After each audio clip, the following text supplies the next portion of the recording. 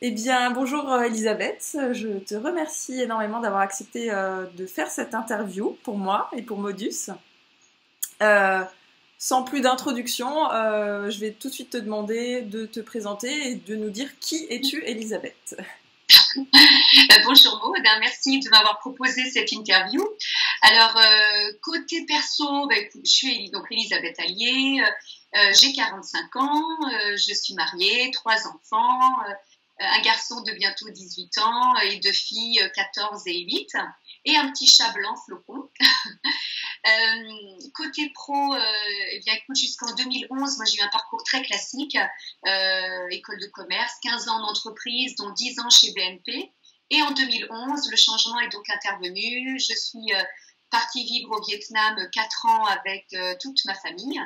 Et c'est là-bas que j'ai découvert la mindfulness, méditation de pleine conscience. Et à notre tour en 2015, eh bien voilà, j'ai décidé de démissionner de chez BNP pour créer Mieux-être au travail et devenir formatrice en méditation de pleine conscience. Génial. Et du coup, en quoi consiste ton activité? Alors, donc je suis formatrice en méditation de pleine conscience, c'est-à-dire que je vais m'adresser d'une part à des femmes en accompagnement individuel par Skype. Alors, pourquoi Skype?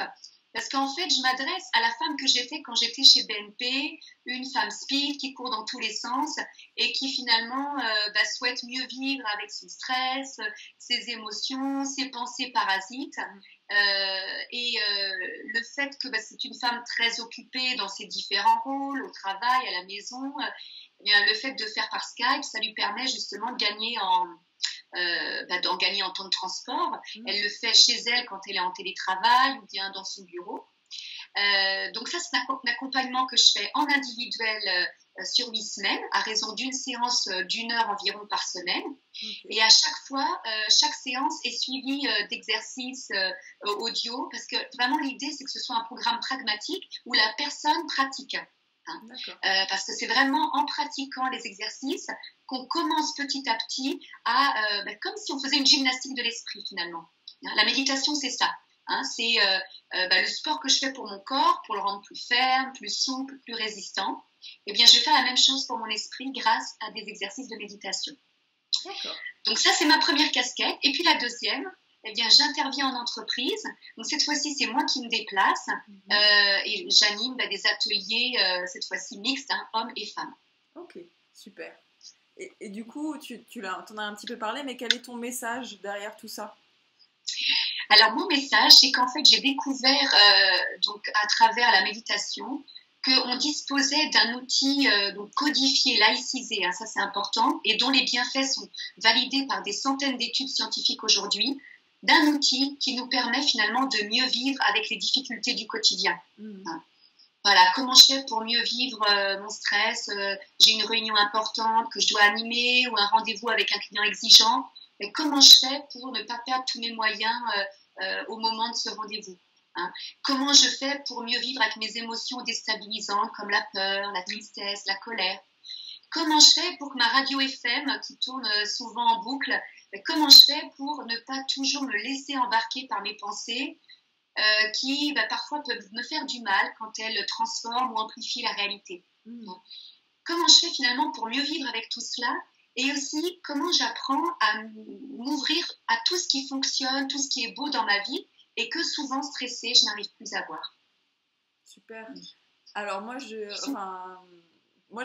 découvert en fait la méditation en pleine conscience il y a quelques mois à peine. Avant ça, je me disais que c'était pas vraiment pour moi. Je savais en fait pas trop ce que c'était. Alors, est-ce que tu peux nous dire en quelques mots qu'est-ce que la méditation en pleine conscience? Et tu as raison, ta question, elle est pertinente, je dirais, parce que souvent on se dit, oh là là, pour méditer, il faut être un moine, il faut être quelqu'un d'hyper sage, hyper posé, alors que moi j'étais quelqu'un de très speed et je reste quelqu'un de très active. Mais en fait, la méditation, en quelques mots, je te dirais que c'est finalement décider que dans ma journée, il y aura quelques instants, même brefs, où je vais choisir de tout arrêter, arrêter ce que je suis en train de faire, arrêter mes activités, même 5 minutes, pour simplement me dire qu'est-ce qui se passe là en moi en ce moment, quelles sont mes pensées, quelles sont mes émotions, qu'est-ce que je ressens dans mon corps, et autour de moi, qu'est-ce qui se passe autour de moi, quel bruit j'entends, quelles odeurs. Donc en fait, méditer, c'est simplement nous rendre présentes à ce qui est là, à cet instant, en nous et autour de nous. C'est ça. Ou autrement, si tu préfères, moi j'aime beaucoup cette phrase de Fabrice Midal, méditer, c'est me foutre la paix. Pendant ces quelques temps, voilà, je me fous la paix. Il n'y a pas de problème à résoudre, il n'y a pas de tâche à accomplir, il n'y a pas de défi à relever, simplement être là, avec ma respiration, avec mes sensations corporelles, avec les bruits autour. Génial. Et du coup, quels sont les résultats que tu pourrais identifier de la méditation? C'est pas dit comme ça, on dirait, bon, à quoi ça va me servir de m'arrêter 5 minutes par jour, bon, c'est bien joli. Eh bien, en fait, ce qu'on peut démontrer aujourd'hui scientifiquement, c'est que parce que régulièrement, donc tous les jours, je déciderai de m'arrêter et de me rendre présente à ce qui est là en moi et autour de moi, parce que je vais cultiver cette qualité de présence jour après jour, eh bien, sur le moyen terme, on se rend compte qu'on va avoir un esprit plus apaisé, qu'on va on va mieux vivre les situations stressantes et on va surtout être moins le jouet de nos émotions déstabilisantes ou de nos pensées parasites. Tu sais, ces pensées qui font que parfois on s'imagine un scénario catastrophe où on est en train de commenter ce qui se passe mais de façon amplifiée, voire dramatique. Et c'est finalement apprendre à revenir avec ce qui est là, et pas avec ce que j'imagine, ce que je ressasse, ce que j'anticipe, ce que je suppose. Ouais. Pardon. Ouais. En fait, voilà, en résumé, c'est ça. C'est avoir un esprit plus apaisé, moins stressé, et faire le distinguo entre la réalité et quand je quitte cette réalité pour partir justement dans le virtuel de mes cogitations. Ce qui est la plupart du temps, en fait. Là qu'on se rend compte que notre radio FM, elle tourne sans cesse finalement. Hein. Et c'est finalement, le résultat, c'est d'être mieux dans sa vie. Hein. Il y a une étude passionnante qui a été faite par Matthew Killingsworth, un chercheur américain, qui a pu mettre en évidence le rapport présence-bien-être.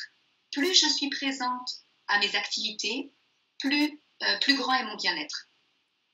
Concrètement, ça veut dire quoi? Ça veut dire que méditer, c'est bien sûr rester assis, se relier à sa respiration, à son corps, mais c'est aussi finalement quitter ce fameux mode robot. En méditation, on parle de pilote automatique, qui fait que sous la douche, plutôt que d'apprécier l'eau chaude glisser le long de notre dos, le savon, sa texture sur notre peau, on va déjà être en train de penser à notre to-do list. Quand je bois mon café, mon thé du matin, plutôt que d'être là pleinement à savourer mon café ou mon thé, je vais peut-être ruminer une dispute avec un proche qui s'est passé la veille, ou bien je prends ma voiture, je suis arrivée à destination sans avoir prêté attention à mon itinéraire tellement j'étais dans mes pensées. Finalement, on se rend compte que souvent on n'est pas à notre vie, notre corps il est là bien sûr, mais nos pensées sont ailleurs, elles vagabondent dans le passé, dans le futur, dans l'action, dans le jugement. Et finalement, méditer, c'est reconnecter corps et esprit. Quand je bois mon café, je bois mon café. Quand je suis sous ma douche, je suis sous ma douche. Quand je marche, je marche. Et parce que je vais justement être plus présente à chacune de mes activités, je vais me sentir pleinement bien. C'est ce que j'allais te dire sur moi. Effectivement, moi, ce qui me vient tout de suite à l'esprit en termes de résultats, je l'ai pratiqué un petit peu, du coup, la méditation en pleine conscience, à mon rythme et comme j'arrivais à le faire et à m'y mettre. Et finalement, effectivement, c'est beaucoup cette idée d'être dans l'instant présent qui m'a beaucoup marqué. C'est quelque chose en plus que j'essaye de faire depuis toujours, mais là, j'ai vraiment pu constater des résultats plus grands.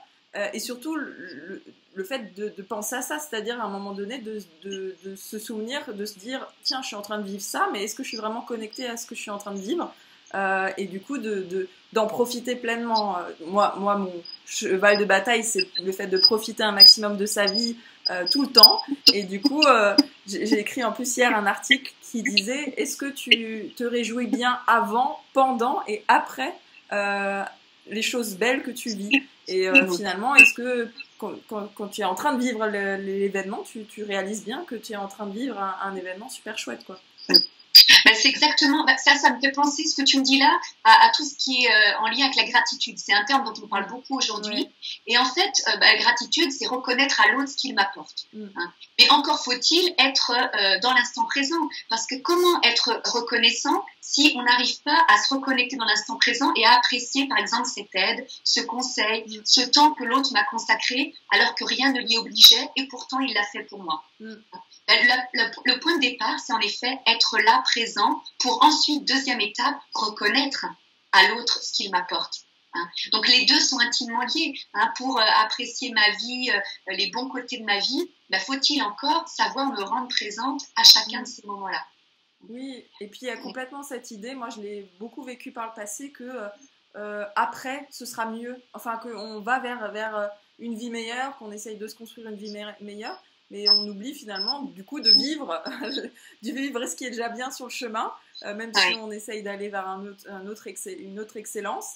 En fait, c'est pas plus tard que la vie est bien, c'est tout de suite, quoi. Voilà, c'est ça. Le bonheur, c'est pas plus tard. Le bonheur, il est là maintenant à notre portée. Exactement. Et encore faut-il savoir s'ouvrir et apprécier, être là, ancré dans l'instant présent, avec tous ces petits bonheurs qui sont là à notre portée et que souvent on ne voit plus. On parle d'habituation hédoniste. Tu sais, c'est le fait de s'habituer à toutes ces belles choses et de réaliser leur importance quand on ne les a plus. Oui. Finalement, je me suis cassé la jambe. C'était bien quand j'avais mes 2 jambes pour marcher. Ou finalement, ce collègue est parti. Il était quand même sympa. J'ai pas assez apprécié sa présence quand il était là. Voilà, plein de petites choses comme ça ou ce commerçant qui vient de partir. C'était sympa de l'avoir tous les matins. Il était souriant. Le boulanger, quand il me vendait sa baguette, ses croissants, voilà. C'est de réaliser pleinement. Mais pour réaliser pleinement, ça suppose en effet être dans l'instant présent. Okay. Si je suis toujours dans mes pensées, j'achète mon pain en pensant à la réunion de tout à l'heure ou en pensant au dîner de ce soir, forcément, je ne pourrais pas savourer ma vie. Ouais, je suis entièrement d'accord. Qu'est-ce que tu pourrais dire? Parce que moi, quand je me suis mise à la méditation en pleine conscience il y a quelques mois, en fait, j'ai repoussé le fait de m'y mettre parce que d'une, je ne pensais pas que c'était pour moi. Et de deux, en fait, ça me faisait un peu peur et je savais pas du tout ni ce que c'était, ni comment m'y mettre. C'était pour moi complètement l'inconnu. Alors, est-ce que tu aurais quelques conseils comme ça, faciles pour s'y mettre justement de manière naturelle et facilement? Alors, je vois peut-être 2 petits exercices, même si le terme exercice est peut-être un peu rébarbatif, donc on va dire 2 essais, 2 expériences. La première, c'est par exemple entre 2 activités. Pour nous donner un petit peu de souffle, justement, de respiration là, dans notre agenda, plutôt que d'enchaîner nos activités au pas de course, décider qu'avant de démarrer une nouvelle activité, je m'arrête et simplement je me relie à mes 3 prochaines respirations. C'est tout. Je respire 3 fois. Je ne cherche même pas à modifier ma respiration, simplement comment elle est là, ma respiration. Est-ce qu'elle est plutôt ventrale, haute? Voilà, je respire simplement en prêtant attention à l'air qui entre, puis qui sort. Inspiration, après expiration. Juste ça va mettre ce que j'appelle moi les micro-pauses, des bulles d'oxygène dans notre journée. Voilà, je me pose, ça me permet de terminer cette activité et puis de me mettre en condition pour aborder plus sereinement l'activité qui suit. 3 respirations, c'est tout. Et l'autre exercice, c'est choisir une activité que je fais tous les jours et décider de la vivre en pleine conscience. Ça veut dire par exemple mon thé ou mon café du matin. Je vais essayer de ressentir la chaleur de ma tasse entre les mains, l'odeur du café ou du thé quand je penche mes narines au-dessus de la tasse, sentir le liquide chaud glisser dans ma gorge, être juste là avec mon café, mon thé. Ça va peut-être me prendre 1-2 minutes. Mais je ne suis pas avec mon téléphone, je ne suis pas en train de regarder la télé, je ne suis pas sur mon ordi, je suis juste là avec ma boisson. Ou ça peut être sous la douche, ça peut être quand je m'habille, ou nous les femmes, quand on met sa crème de jour, de nuit, quand on se maquille. Je suis juste là et je me reconnecte à toutes les sensations que ça me procure. Le toucher, les odeurs, la vue, voilà. Choisir une activité et décider de la vivre, voilà, pleinement là, dans l'instant présent. Super, je vais mettre ça en application dès demain, ou dès aujourd'hui d'ailleurs. Voilà, c'est en effet, l'idée c'est de démarrer tout de suite, parce que souvent, tu le sais aussi, à mode, j'imagine, par rapport aux personnes que tu accompagnes, on a beaucoup de bonnes intentions, on est convaincu de tout ce qu'on lit, mais après la difficulté c'est de passer à la pratique. Exactement. Donc, en effet, si on adhère à cette idée de se dire, tiens, ouais, j'ai envie d'essayer cette activité, ou oui, j'ai envie d'essayer les 3 respirations entre 2 activités, c'est de décider, ouais, à partir de maintenant, je m'y mets. Et vraiment, voilà, on médite. Génial. On médite sans passer au départ une demi-heure assise sur un coussin. Voilà, alors ça, tu me fais une merveilleuse transition vers ma prochaine question. Est-ce que pour toi, il y a une bonne façon de méditer ? Je m'explique parce que moi, quand je m'y suis mise, j'avais téléchargé une petite application, donc c'était de la méditation guidée, donc où il te propose effectivement de t'installer dans une certaine position, pourquoi pas de fermer les yeux. Et en fait, comme l'idée de méditer était justement de comment dire, d'éviter, d'être connecté à l'instant présent et d'éviter à ce que son esprit vagabonde trop et ne profite pas de l'instant. J'étais finalement dans l'inverse du résultat à obtenir en méditation et j'étais au début dans une espèce de contrôle de mes pensées, c'est-à-dire que presque je me culpabilisais quand j'arrivais pas à ne pas avoir de pensée et que mon esprit n'était pas vraiment focalisé sur la méditation que j'entendais à l'instant. Et je me disais, oh, c'est vraiment nul, ça sert à rien finalement que je fasse de la méditation parce que je ne la fais pas bien. Alors qu'en fait, avec le temps, j'ai compris que non, la méditation, ce n'était pas contrôler ses pensées, c'était justement être dans l'instant présent. Tant pis si les idées vagabondent, l'idée c'était juste de les rattraper et de les reconnecter à l'instant présent. Mais c'est exactement ça. En fait, en méditation, il n'y a pas d'exercice raté. Et quand je te disais tout à l'heure, méditer, c'est se foutre la paix, hein, pour reprendre la célèbre expression de Fabrice Midal. Moi, je trouve que cette expression, elle dit tout finalement. Se foutre la paix, c'est-à-dire qu'en effet, méditer, c'est vrai que c'est important de s'asseoir. Alors, ça peut être assis sur une chaise, sur un coussin, en tailleur. Ça, c'est chacun voit la posture qui est confortable pour lui. Parce que bien évidemment, commencer à méditer en lotus alors qu'on n'est pas souple et que ça nous fait mal aux jambes, je pense que c'est pas forcément un bon démarrage. Il vaut mieux peut-être y venir après, essayer plus tard, pourquoi pas. Mais l'important, la posture est importante, mais une posture en effet qui nous maintient en éveil, hein, qu'on ne s'endorme pas, mais qui reste confortable. Hein. Donc on peut même méditer debout, on peut méditer allongé. Hein. Il y a des exercices qui se marient très bien avec une posture verticale. Après, l'idée, c'est voilà, de se dire, bon, il se passera ce qui se passera, je fais l'expérience du moment présent. Tiens, comment il est mon corps ? Comment elle a ma respiration ? Et hop, je suis en train de penser à ma réunion de demain. Ok. Dès lors que je note que je suis dans mes pensées, je suis à nouveau en pleine conscience. Et je reviens à mon souffle. À nouveau une pensée, je suis en train de cogiter sur ma liste de courses, j'ai oublié de racheter du produit vaisselle. Ok, je le note, je reviens. Et ces allers-retours, je pars, je reviens, font partie de l'apprentissage de la pleine conscience. Donc en ça, il n'y a pas d'exercice raté. Hein. L'important, c'est de se dire que voilà, à chaque fois, j'ai le choix de me laisser embarquer par mes pensées ou celui de me dire, je note la pensée, mais je fais le choix de revenir ici et maintenant au contact de ma respiration. Génial. Et voilà, il n'y a rien d'autre à faire, c'est voilà, être là, pleinement présent à mon expérience. Alors après, moi ce que je conseille en effet, c'est d'essayer peut-être 5 minutes au début. C'est vrai que d'avoir une voix, ça aide, parce que ça évite peut-être à l'esprit de vagabonder dans tous les sens. Hein. On peut se raccrocher à cette voix. Et puis après, c'est ce que je disais tout à l'heure, ça c'est ce qu'on appelle donc la méditation formelle, mais après il y a toute la méditation informelle qui consiste par exemple à faire ces micro-pauses, simplement 3 respirations entre 2 activités, ou bien à être pleinement présent quand je prends ma douche, quand je bois mon café, quand je marche, quand je m'habille. Voilà, là finalement la méditation, il s'agit si possible de décider en effet de s'asseoir 5 minutes par jour, par exemple pour commencer. Mais après, on peut la pratiquer dans chacune de nos activités.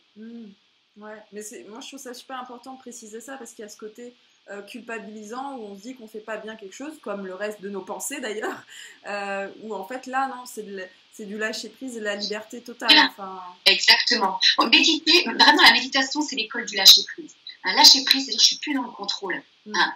Et encore une fois, ce qu'il arrivera, moi la première, il y a des moments où je m'assois, il y a des jours où ça part dans tous les sens. C'est ok. Hein. En effet, aujourd'hui, j'ai médité, ça partait, je revenais, ça repartait. C'est ok. Hein. C'est finalement s'accepter avec aussi nos limites. Il suffit qu'on ait des problèmes ce jour-là ou qu'on ait mal dormi. En effet, on se rend compte qu'être présent, c'est plus difficile. Et puis à l'inverse, il y a des jours où on a l'impression qu'on rentre avec une facilité déconcertante dans l'exercice.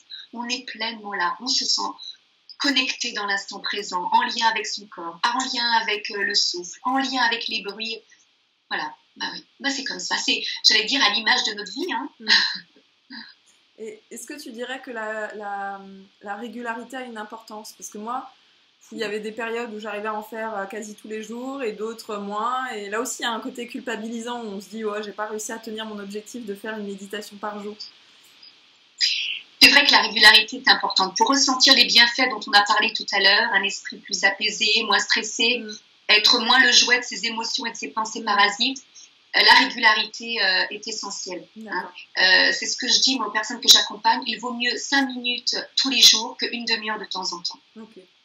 Et je pense que ces 5 minutes, voilà, c'est simplement se poser, être là. Et je pense qu'on peut les trouver. Alors là aussi, une petite astuce que je peux te partager si tu veux, Maud, c'est trouver votre trigger, le déclencheur. Hein. Parce que il arrivera le soir où tu te diras, mais c'est pas vrai, j'ai même pas trouvé 5 minutes pour m'asseoir et méditer. Donc c'est pour ça que c'est important de trouver un déclencheur, c'est dire, voilà, peut-être que c'est après avoir déposé les enfants à l'école, avant d'allumer mon ordi, après avoir bu mon café, après avoir pris ma douche, je décide de m'asseoir. De même qu'il ne me viendrait pas l'idée d'oublier de me laver les dents, et ben voilà, je décide de m'asseoir. Et parce que tous les jours tu vas le décider, tu verras qu'après, ce sera une habitude que tu auras prise, au même titre que te laver les dents ou voilà, quelque chose que tu fais sans même, enfin voilà, tu le fais tous les jours. Génial, ok, j'y pense. Je regarde mes petites questions pour pas oublier de t'en poser. Est-ce que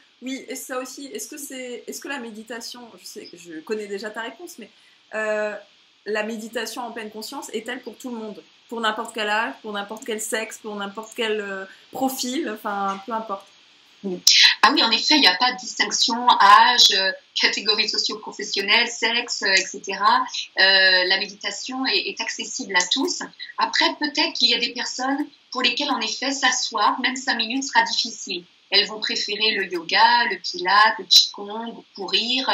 Après, j'allais dire, simplement essayer peut-être pour ces personnes de les micro-pauses dont on parlait. Simplement 3 respirations. Avant de démarrer ma réunion, 3 respirations. Avant un rendez-vous important, 3 respirations. Hein. Avant de rentrer chez moi le soir, 3 respirations. Les moments d'attente. Je suis au feu rouge dans ma voiture, plutôt que de klaxonner, de m'agacer, je vais être en retard, celui de devant n'avance pas. 3 respirations. Dans la caisse du supermarché, chez le médecin, 3 respirations. Ça c'est accessible, je pense, à tous. Okay. Et ça peut vraiment faire une petite différence dans le sens où voilà, je me ressente et j'évite de partir dans mes automatismes qui vont faire que je vais me mettre à klaxonner, à insulter le conducteur qui n'avance pas, à trépigner, à envoyer de façon compulsive des SMS, des emails. Voilà, juste être là. Ok, et donc il n'y a pas d'âge pour commencer la méditation? Non, maintenant, il y a des méthodes qui proposent, des livres, des CD qui proposent la méditation dès la maternelle. Ah ouais. Oui. Mais moi, je pensais plutôt, même quand tu avances dans l'âge et tu te dis non, mais là, je suis un cas désespéré, ça ne sert plus à rien. Je pense que dès lors que tu as il faut quand même qu'il y ait une envie au départ, une volonté de se dire, voilà, peut-être une prise de conscience, parce que finalement, pourquoi j'ai envie de méditer, hein, les raisons peuvent être multiples. Je sens que je suis à bout, je sens que je me laisse déborder par mon agenda. J'ai l'impression que finalement je vis à côté de ma vie. Hein, je suis là mais je suis pas là. C'est-à-dire que j'enchaîne mes activités en mode robot. Les jours, les mois, les années passent. J'ai l'impression que finalement je suis pas ancrée. Hein, où j'ai l'impression que mes pensées elles me font du mal, que je me laisse embarquer par mes pensées alors que souvent je réalise après coup que je me suis fait des films, je me suis raconté des histoires qui n'étaient que dans ma tête. Hein. Ça ne s'est jamais produit dans la réalité. Il y a Mark Twain qui dit une très belle citation, il dit, voilà, j'ai vécu beaucoup de tragédies dans ma vie, dont certaines ont vraiment eu lieu. Ça dit tout finalement. Et voilà, donc je pense qu'à un moment, il y a un déclic, se dire, et ce déclic, il peut arriver à 60, à 70 ans, et de se dire, voilà, je sens que j'ai peut-être ce souhait, cette envie de me poser et de revenir au cœur de moi-même, hein, au contact de moi-même. Simplement prendre rendez-vous avec moi-même. quelque chose qu'on ne fait peut-être pas souvent, voire jamais. Mais c'est vrai que c'est important ce que tu dis, la notion d'envie et de déclic. Moi, je le dis aussi pour parler de bonheur. Je dis on est responsable de son propre bonheur. Et on peut pas forcer quelqu'un à être heureux, en quelque sorte. Donc, il faut que ça vienne effectivement de la personne elle-même, quoi. De même qu'on ne peut pas obliger quelqu'un à méditer. Tu parlais de l'entreprise tout à l'heure. C'est vrai que déjà, je ne parle pas de méditation d'entreprise, j'ai plutôt utilisé le terme anglais mindfulness, qui fait moins ésotérique. Même si la méditation, encore une fois, n'a rien d'ésotérique, en tout cas la méditation de pleine conscience, elle est laïcisée, elle est validée par les études scientifiques, mais bon, on va parler de mindfulness en entreprise, et le premier atelier que je propose, c'est sur la base du volontariat. Je me vois mal, pour moi, ça n'a pas de sens de proposer, d'obliger quelqu'un à méditer. En revanche, simplement susciter l'envie, la curiosité, dire voilà, si vous avez envie de découvrir un nouvel outil pour apprendre à mieux vivre les difficultés en entreprise, le stress, les dictats du tout est urgent, les sollicitations nombreuses, un client exigeant, un collègue parfois irascible, voilà. Si vous avez envie, cette curiosité, venez essayer des exercices. Chouette. Écoute, je vais changer un peu de sujet, mais qui finalement tout est lié, puisqu'on parle de bien-être, de bonheur. Je ne sais pas si tu sais, mais moi, dans ma casquette de créatrice de bonheur, j'ai d'abord lancé mon activité autour des fêtes, et j'étais d'abord, avant tout, créatrice de fêtes inoubliables. Pour moi, c'était le moment parfait pour réunir ses proches, vivre des moments de partage et de bonheur, et de créer des souvenirs inoubliables avec eux. Et puis après, j'ai élargi mon message parce que, en fait, en réalité, j'avais envie d'aider les gens à faire de chaque jour une fête et à profiter un maximum de leur vie tous les jours, pas seulement au moment joyeux, au moment où on a un événement particulier de notre vie à marquer et qu'il s'agit d'organiser une fête. D'où ma question, c'est l'introduction de ma question, mais quelle est ta fête préférée à toi, Elisabeth? Et pourquoi? Alors, tu veux dire dans l'année en général, oui, c'est ça? Oui. Mais en fait, je me rends compte que je suis de moins en moins fétichiste des dates, donc j'aurais du mal à te répondre. Peut-être une fête que j'aime bien, qui pourtant ça va pas être peut-être une fête inoubliable, mais c'est j'aime bien me rappeler l'anniversaire de baptême de mes enfants. Quand c'est le cas, je fais un gâteau, ouais. Et c'est l'occasion, voilà, de se rappeler de ce moment. Voilà, ça va être. Mais après, j'ai même les anniversaires. Alors si l'année dernière, on a fêté nos 20 ans de mariage avec mon mari, donc là, on a fait une super fête. Même si on n'est pas peut-être dans cette espèce de rituel de fêter. Comme le 31, on va se réunir avec des amis, mais on n'est pas non plus à attendre après cette date pour, comme tu dis, passer de bons moments.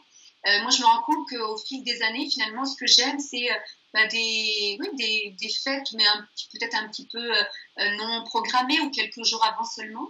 Mais en tout cas, les 20 ans, là, en effet, on voulait marquer le coup. Et là, on s'est lâché dans le sens où on a réuni des amis de 20 ans qu'on avait perdu de vue, notamment avec le Vietnam, parce que 4 ans là-bas, même si on rentrait l'été, c'était pas évident de revoir tout le monde. La famille, vraiment, on s'est fait un mariage bis avec mais vraiment les personnes qu'on avait envie de retrouver autour de nous, amis et famille. Et ça a été génial. Ça, c'est vrai que j'en ai, et du coup, j'ai pris plein de notes après, j'ai plein de petits mots doux que j'ai regroupés et que régulièrement encore, je relis. Ça a été vraiment une super fête. Génial. Mais moi, le lien que je peux faire avec la méditation, finalement, c'est que dans ces moments-là, tu vois, je suis automatiquement et naturellement connectée à l'instant présent. Au cours d'une fête, je suis pleinement... Alors, j'arrive à du coup, me détacher du stress de l'organisation et lâcher prise justement pour profiter moi-même, même quand c'est moi qui organise une fête. Et là, moi, c'est le cas lors des fêtes, mais en fait, en réalité, dès que je passe un moment avec mes proches, c'est ça, c'est d'être vraiment connecté au moment que je passe avec eux. Et c'est génial parce que tu as l'impression que le temps s'arrête et que tu es dans une bulle comme ça. Voilà, sans parler après effectivement du fait que ça te crée des souvenirs qui, même quand tu y repenses, te plongent dans ce bonheur que tu as partagé à ce moment-là, quoi. C'est là qu'on se dit, parce qu'on dit souvent méditer, c'est revenir dans l'instant présent. Certes, bien sûr que c'est ça, mais ça ne veut pas dire que le passé et le futur, on les dénigre. C'est agréable, comme tu dis, de se remémorer un moment joyeux, un moment où on était pleinement là. Et ce que tu dis vraiment me fait penser à quelque chose d'important en lien aussi avec la méditation, c'est qu'en effet, et ça peut être une question que j'invite les personnes qui nous regardent à se poser, c'est quelle est l'activité que je fais déjà aujourd'hui et dans laquelle naturellement je suis dans l'instant présent. C'est ce qu'on appelle en psychologie positive, c'est les activités flow, oui, FLOW, où on n'a aucun effort à fournir, on est pleinement là. Alors pour certaines, ça va être, peut-être pour toi Maud, organiser des fêtes, d'autres ça va être jardiner, faire de la cuisine, ça va être faire des sudoku, lire, jouer d'un instrument de musique, ou écrire, lire, enfin vraiment on a des activités où on n'a aucun effort à faire, on est pleinement là. Ouais. Ben, c'est ça finalement. Ben, là, on pourrait dire quelque part, on est dans une sorte de méditation. Hein. On est ancré dans l'instant présent et on est pleinement connecté à ce qu'on fait.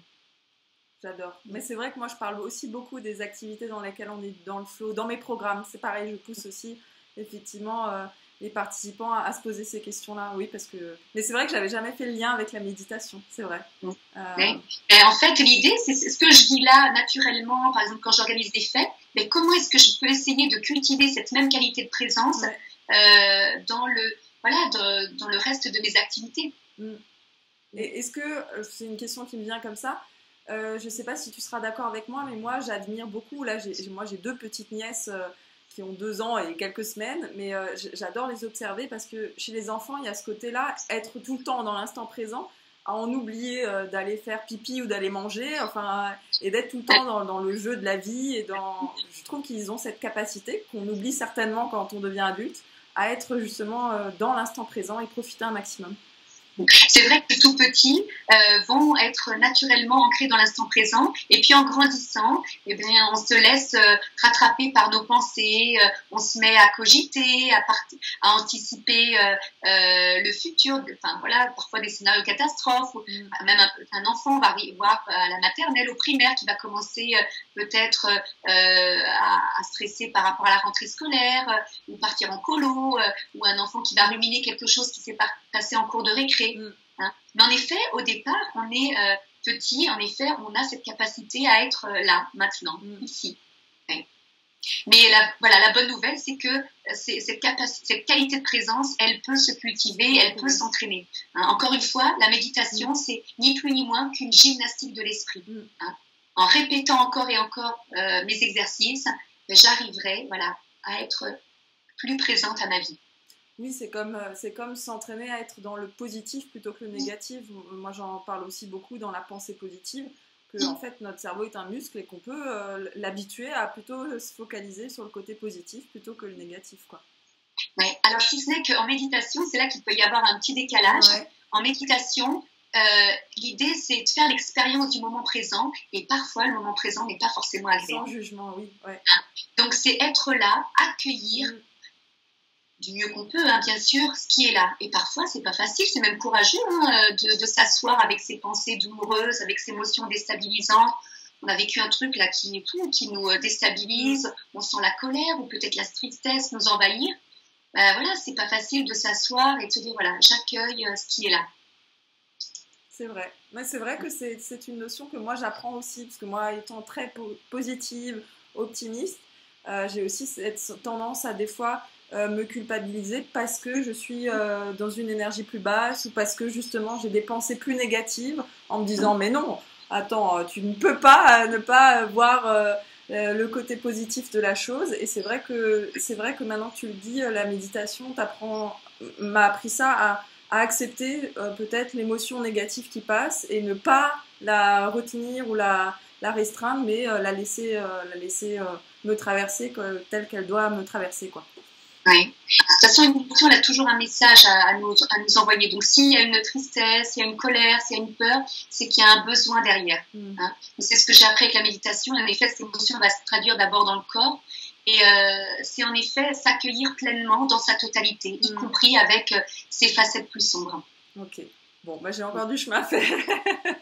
On a tous mais c'est exactement ça, Maud, tu as bien résumé. La méditation, c'est un chemin, on est sur un chemin, hein, et finalement, ce chemin, c'est toute la vie. Bon, super. Écoute, moi, j'ai fait à peu près le tour des questions. Si, allez, j'en ai encore une. Est-ce que, Elisabeth, tu es heureuse dans ta vie et tu considères profiter assez de celle-ci? Oui, mais disons que je me sens heureuse, mais avec une conception du bonheur qui est toute différente de celle que j'avais il y a encore quelques années. Me rendre compte que finalement, être heureuse, c'est en effet être là dans l'instant présent et s'ouvrir à tous ces petits bonheurs que je ne voyais plus et qui pourtant étaient à ma portée. Et puis également, être heureuse, c'est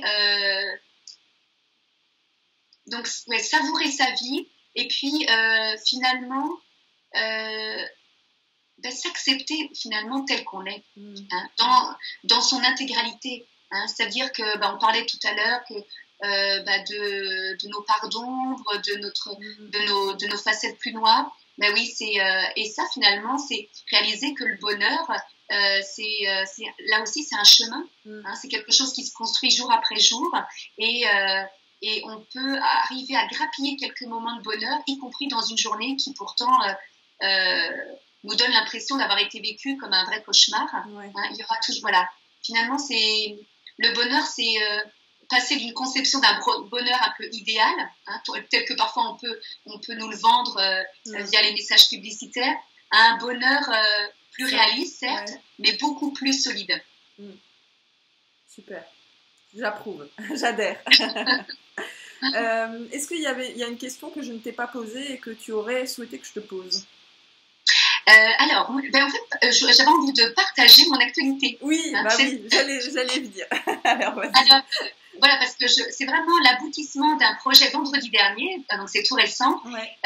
J'ai vraiment une grande joie, l'aboutissement d'un projet sur lequel je travaillais depuis plus d'1 an, qui est la parution de mon premier livre. Ma boîte à bien-être, alors j'ai pris un exemplaire là, parce que je ne suis pas qu'un peu fière, Maud. Voilà. Ma boîte à bien-être, des exercices et des outils pratiques pour mieux vivre mon quotidien. D'accord. En fait, j'ai vraiment voulu mettre dans ce livre, j'ai voulu d'abord qu'il soit très pratique, accessible, et mettre des exercices qu'on puisse refaire facilement par soi-même, parce qu'encore une fois, je suis convaincue que l'intention, c'est très bien, c'est le point de départ, mais pour ressentir les bienfaits, il faut en passer par la pratique. Ouais. Et des exercices, donc, finalement, pour mieux vivre avec les difficultés du quotidien, le stress, les émotions, les pensées parasites. Et voilà, c'est un livre, comme je dis en intro, c'est le livre que j'aurais aimé avoir il y a 15 ans. Donc, voilà, j'avais vraiment envie de partager ça parce que c'est une façon pour moi de savourer. On disait tout à l'heure que parfois on peut faire des choses superbes et puis on va pas vraiment être dans l'instant présent, dire c'est ok, puis on continue, on enchaîne nos activités. Et là vraiment le partager avec toi, moi c'est une façon pour moi de savourer, de me dire ça y est, je l'ai fait. Oui, il y a un peu plus d'1 an, je me disais ça va jamais aboutir, que de chemin à parcourir, j'ai l'impression d'être face à une montagne.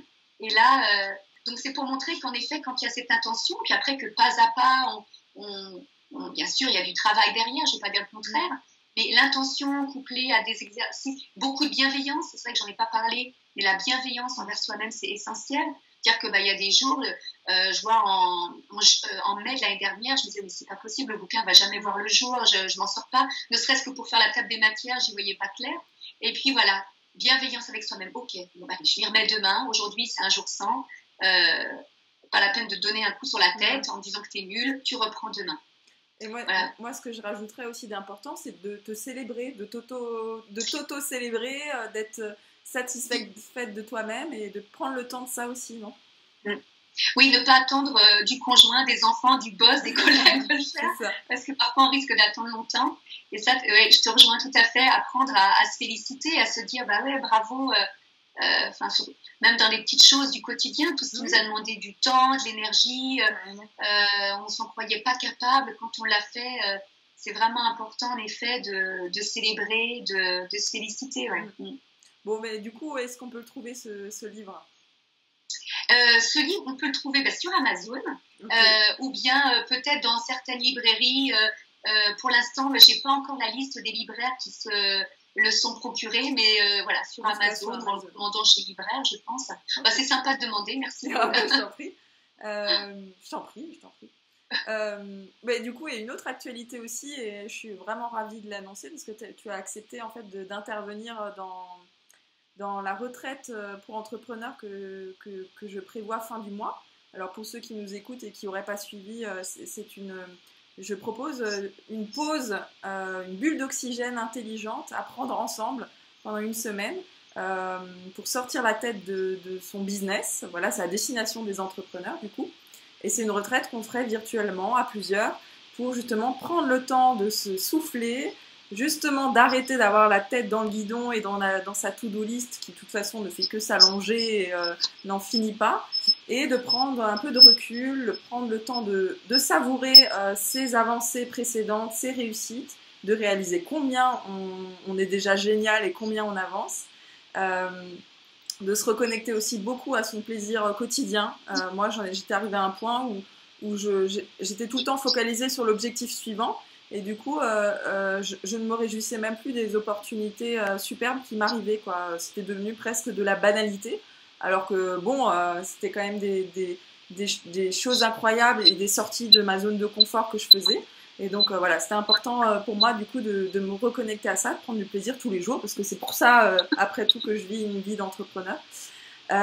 Et puis, le tout en formant, voilà, un groupe de femmes dans la même dynamique, qui pourront se soutenir pendant cette pause hors business, mais aussi après, parce que pour moi c'est très important de s'entourer de personnes comme ça, motivées, créatives et dans la même dynamique. Et donc je t'en remercie encore, mais tu as accepté de faire un webinaire pendant cette semaine-là, où on va reparler justement de l'importance d'être connecté à l'instant présent, à son plaisir. Voilà, bah, du coup encore merci pour ça. Merci à toi, hein, Maud, je suis ravie de partager. Si on a l'occasion, tu me diras si c'est à ce près de faire un exercice ensemble à l'occasion de ce webinaire pour justement mettre en pratique ce dont on a parlé aujourd'hui, pour que voilà, les personnes inscrites puissent vraiment tester et puis se dire voilà, qu'est-ce que c'est concrètement de méditer, quel est mon ressenti. Carrément, avec grand plaisir. Mais rien que avec les petits exercices que tu as déjà partagés là, si on peut creuser. Enfin, non, mais c'est top. Ça va être top. Je le sens. De toute façon, on est méga bien. Donc, voilà. Donc, pour ceux qui nous regardent, la retraite sera fin du mois de juin, du 26 juin au 2 juillet. Toi, Elisabeth, je crois qu'on a convenu que ce sera le 26 juin, il me semble, le webinaire. Et puis, les inscriptions, je les ferme là dans une semaine. Donc voilà. Mais ça va être top. Moi, je le sens super bien. Voilà. Écoute, je te remercie encore pour cette interview qui était super intéressante. Tu vois, on a parlé 48 minutes, mais je pense qu'on aurait pu parler encore pendant. On a été bavarde. On a été bavarde, mais c'est normal quand on est passionné et quand on aborde des sujets aussi importants que ceux-là. Moi, je trouve que voilà, il n'y a pas de limite de temps. Donc, mais écoute, merci beaucoup encore, Elisabeth. Et puis, merci à toi, Maud. À très vite. À très vite.